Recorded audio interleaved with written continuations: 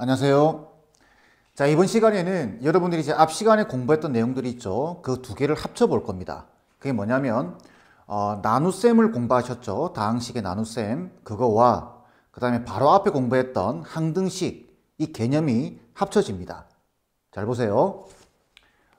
자, 여러분들 검산식 기억하고 계시죠? 제가 계속 강조드렸습니다. 문장이 있으면 그걸 식을 한 줄로 쫙 적을 수 있어야 돼요. 자, 보시면은 fx를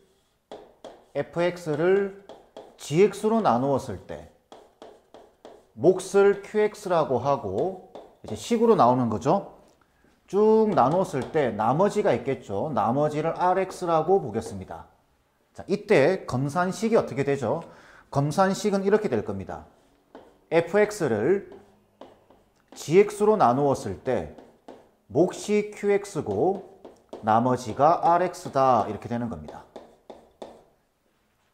되죠? 검산식 연습하셨죠? 자, 이게 검산식인데 왼쪽과 오른쪽이 똑같은 항등식입니다. 되겠죠? 이 검산식 자체가. 그렇기 때문에 여러분들이 항등식에서 공부했던 내용들을 다시 질문하게 돼요. 그게 뭐였죠? 뻔합니다. 미정계수법. 좌변과 우변이 똑같다라는 걸 이용해서 미지수의 값을 물어보는 거죠. 그러면은 양쪽을 비교해서 계수끼리 비교할 건가?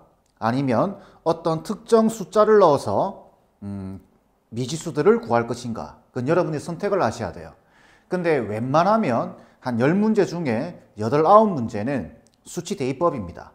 그리고 이 뒤로 넘어가게 되면은 거의 다 수치 대입법으로 이제 문제를 풀게 돼요. 그리고 안 되는 경우, 그래서 안 되는 경우는 계수 비교법으로 문제를 풀게 될 겁니다. 아시겠죠? 자, 여기서 또 한 가지 또 알고 가셔야 되는 내용은 이겁니다. 여기 나누는 식 보이시나요? 그리고 나머지 보이시나요? 이 두 개의 관계를 여러분들이 정확히 알고 계셔야 됩니다. 상당히 중요한 내용입니다. 알고 있지만 문제에서 생각을 안 해서 틀리는 경우들이 너무 많아요. 아시겠죠? 자, 무슨 말이냐면은 여러분들 23을 5로 나누었을 때 당연히 몫이 4고 나머지가 3이다 라고 이야기를 하시죠. 요 나머지는 나누는 숫자보다 절대 클 수가 없습니다. 이렇게 나누면 안 되죠. 5 곱하기 3에다가 더하기 8, 나머지가 8이에요 라고 말을 하지는 않죠. 그죠? 이걸 그대로 식으로 보는 겁니다. 자, 나누는 식이 1차 식이라고 한다면 나머지는 상수가 되든지 아니면 아예 없든지 이렇게 돼야 됩니다. 그 다음 여기가 2차라고 한다면 여기는 나머지는 1차 이하가 돼야 됩니다. 아시겠죠? 여기가 만약에 나누는 식이 3차라고 한다면 여러분들이 가장 어려워하는 내용입니다. 여기는 2차 이하가 돼야 됩니다. 그래서 가정을 해줘야 돼요. 1차로 나누면 상수는 R 이렇게 표기를 해줍니다. 여기를 R로 잡고 문제를 풀어나가는 거예요. 그 다음 2차로 나누면 이게 1차를 AX 더하기 B라고 가정을 하는 겁니다. 그래서 A와 B 값을 구해주시면 돼요. 숫자를 넣어서. 되겠죠? 자, 2차 이하는 AX 제곱에 더하기 BX에 더하기 C라고 가정하고 ABC를 구해줘야 되는 겁니다. 이 관계. 쉽게 말하면은 이쪽의 차수는 이쪽의 차수보다는 무조건 낮아야 됩니다. 아시겠죠? 요걸 물어보는 겁니다.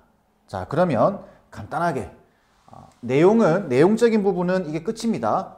이게 항등식이다라는 거. 그 다음에 얘와 얘의 관계를 정확히 파악하는 것. 이게 끝이에요. 그럼 이게 실전에서 어떻게 나오는지 간단히 보게 되면은 예시입니다. 예시. x 세제곱에 더하기 2x, ax라고 할까요?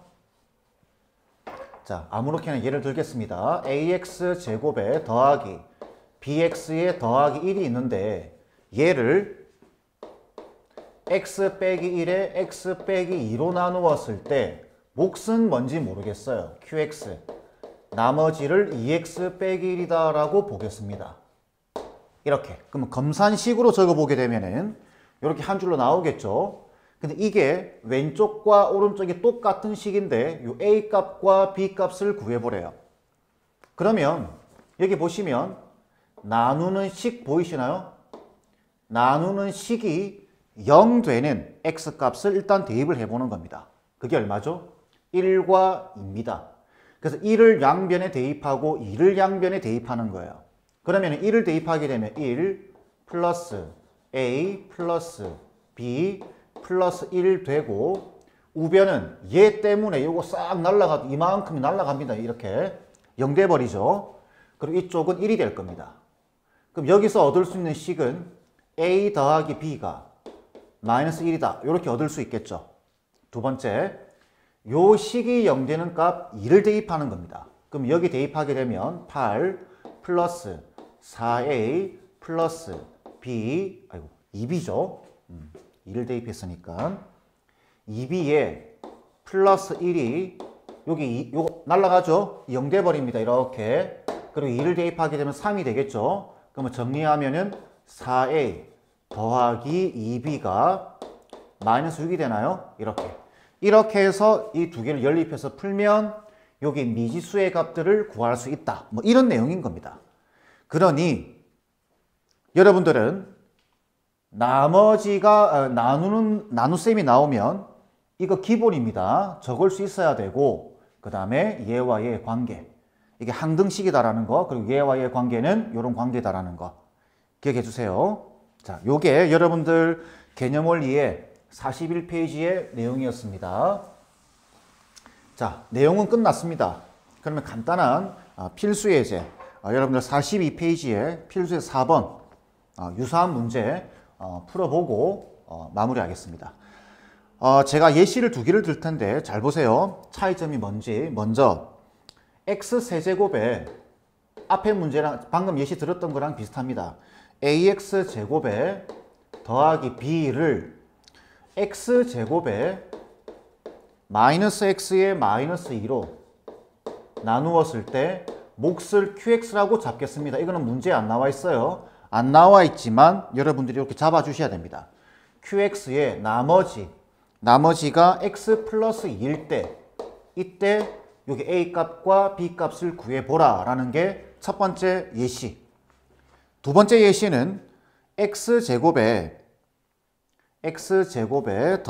세제곱에 더하기 ax에 더하기 b를 x제곱에 더하기 x에 플러스 1로 나누었을 때 상수 ab 나누어 떨어질 때 상수 ab를 구하라. 이런 문제입니다.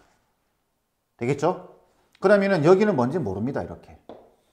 그리고 나누어 떨어진다라는 말은 나머지가 없다라는 소리죠. 0이라는 소리입니다. 0. 그러면은 이렇게 같아지겠죠.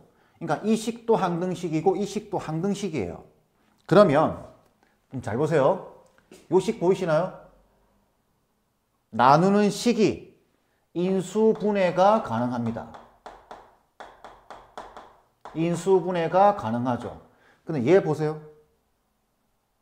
얘는 나누는 식이 인수분해가 안 되죠. 요 차이입니다. 안 됩니다.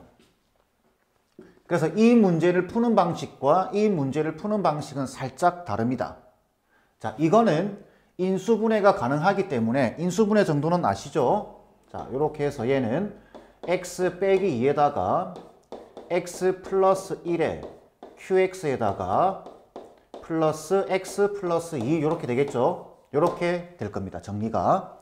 그러면 여기 나누는 식 요거 0 되는 x 값을 양변에 대입해 보는 겁니다. 요 a 값과 b 값을 구해봐야 되기 때문에. 되겠죠? 자, 2를 대입하겠습니다. 2를 대입하면 8 플러스 4a 플러스 b가 되겠죠? 우변은 얘 때문에 2를 대입하면 싹 날아갑니다. 그리고 얘가 4가 되겠죠. 그래서 첫 번째 나오는 식은 4a 플러스 b가 얼마다? 마이너스 4다 라는 식이 나오게 되겠죠. 8 넘겨서. 되겠죠? 그 다음 요게 0 되는 x값을 또 대입하는 겁니다. 마이너스 1. 그럼 마이너스 1을 대입하게 되면은 마이너스 1에 플러스 a에 플러스 b가 되고 마이너스 1을 대입했기 때문에 싹 날아가는 겁니다. 그럼 마이너스 1 대입하면 1 되겠죠. 그러면 정리해주게 되면 a 더하기 b가 얼마죠? 2가 나올 겁니다. 그럼 이제 우리가 지금 a 값과 b 값을 구하는 게 목적이죠. 그러니 연립을 해주시면 됩니다. 어떻게 하면 되죠? 빼버리면 되겠네요. 그러면 3a가 마이너스 6 되겠죠. 그러니 a 값은 마이너스 2가 되고 a가 마이너스 2이기 때문에 b 값은 4가 나오겠죠. 되겠죠? 그래서 문제에서는 곱하라 라고 되어 있기 때문에 곱하면 답은 마이너스 8 나와야 됩니다. 이해되겠죠? 자, 그래서 첫 번째는 나누는 식이 인수분해 되는 경우, 다시 말씀드리지만 여러분들이 보게 될 대부분의 문제들이 이렇습니다. 이렇게 되겠죠? 자, 얘는 어쩔 수 없습니다. 여러분들이 좀 노가다를 하셔야 돼요. 무슨 말이냐면은 인수분해가 안 되는 경우에는 양변을 비교하셔야 됩니다. 양변을 비교해서 문제를 풀어주셔야 돼요. 자, 어떻게 비교하는지 보세요. 좌변 지금 3차인 거 보이나요? 나누는 식이 지금 2차인 거 보이나요? 그럼 여기는 몇 차가 와야 될까요? 몇 차가 곱해져야 이쪽이랑 똑같을까요?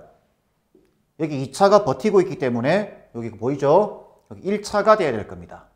자, 그럼 여기는 1차가 올 것이다 라는 거는 예상이 되고, 두 번째, 이쪽에 3차항의 개수가 1인 거 보이죠?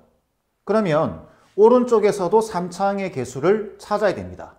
근데 여기 2차고 여기 1차가 오는데 여기 2차의 상태를 보니까 x제곱이에요.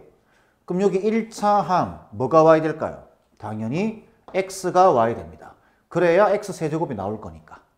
되겠죠? 두 번째, 여기 2차항이 없죠? 2차항이 없습니다. 그 말은 2차항의 개수가 0이다 라는 소리예요. 그죠? 그럼 이쪽에서도 전개를 했을 때 2차항의 개수가 0 돼야 됩니다. 그럼 여기서 어떻게 하면 2차항이 나올까요? 여기에 어떤 상수항이 올 겁니다. 이렇게, 그죠? 그러면은 얘랑 곱해져서 2차항이 나오죠? 그게 K입니다. K. 그 다음에 얘랑 곱해져서 또 2차가 나오죠. 그게 개수가 1입니다. 요게 오른쪽에서 구한 x제곱의 개수인 거예요. 근데 얘가 얼마 돼야 되죠? 0 돼야 되겠죠? 이렇게. 왜? 여기 2차항이 없으니까. 그럼 여기서 K값은 얼마다? 마이너스 1이다 라는 걸 구할 수 있습니다. 결국은 여기 들어오게 될 1차항은 x 빼기 1 이 소리입니다. x 빼기 1 이렇게 되겠죠? 자, 이 상황에서 이제 여기 a 값과 b 값을 구하는 겁니다. a 값은 1차항의 개수다라는 거 보이시죠? 그럼 여기서 1차항의 개수를 구해 주시면 돼요. 1차항 개수 어떻게 구하면 되죠? 여기는 1차랑 상수랑 계산되면 되죠? 이렇게. 그 다음 여기 있는 상수랑 1차랑 곱하면 되죠. 아, 그래서 a 값은 0 되겠구나. 이렇게 되겠죠? 그 다음 여기서 b 값은 뭐죠? 상수항입니다. 그러면 여기서 상수항은 이렇게 곱하면 되죠? 마이너스 1 될 겁니다. 이렇게 구하는 거예요. a 값과 b 값. 아시죠? 앞에 그 가장 기초적인 다항식 곱셈에서 특정 항을 뽑아내는 방식. 이렇게 2차, 1차를 어떻게 뽑아내야 될지. 괜찮죠?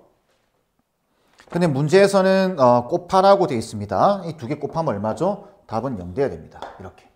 그래서 나누는 식이 인수분해 되는 경우와 인수분해가 안 되는 경우 두 가지가 있다는 사실 기억해 주세요. 이게 조금 계산해야 될 게 많죠? 생각해야 될 게. 자, 정리하겠습니다. 다항식의 나눗셈을 검산식으로 적을 수 있어야 되고, 이렇게 검산식으로 적는 순간 얘는 항등식이 된다. 그래서 항등식에서 물어볼 수 있는 것들을 싹 다 다시 물어볼 수가 있다. 양쪽을 비교하든지 아니면 숫자를 넣어서 어떤 미지수 값들을 구해낸다든지 이런 내용들이에요.